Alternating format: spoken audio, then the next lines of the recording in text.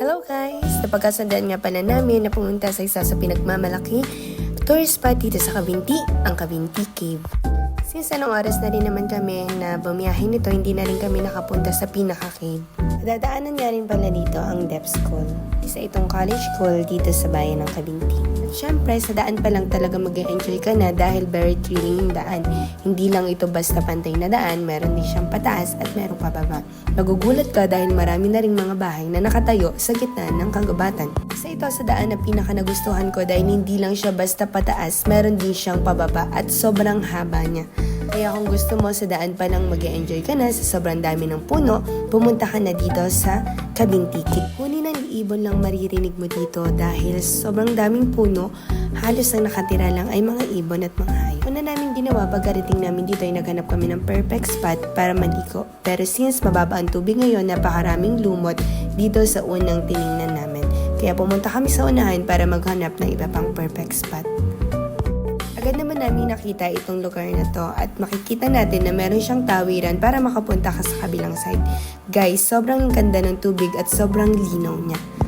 Nakakamiss lang kung paano ito iniingatan at inaalagaan ng mga tao na nagpa-preserve dito. Makikita natin na sa tubig pa lang kitang-kita na natin ang iba't ibang mga kulay ng bato. Merong kulay puti, may kulay brown at may kulay itim. Isa rin talaga sa nagustuhan ko ay yung mga huni ng ibon lang ang nakikita at naririnig dito. Napakasarap pakinggan malayo sa ingay ng mundo, kundi sobrang lapit sa yakap ng kalikasan. Kung ikaw isa sa katulad ko na nature lover, isa sa magandang puntahan dito sa bayan ng Cavinti, ang Cavinti Cave. Hindi na rin pala kami pumunta dun sa pinaka-cave dahil anong oras na rin naman nung kami makarating dito. Kasi iniisip namin na baka gabihin kami pag pumasok pa kami sa cave. Marami rin talaga naliligo dito dahil sobrang relaxing nga ng place, napakaganda pa at napakalamig pa ng tubig. Noong una akala ko napakababaw lang yan dahil kitang-kita nga sa ilalim ang mga bato. Pero guess what guys, sobrang lalim niya.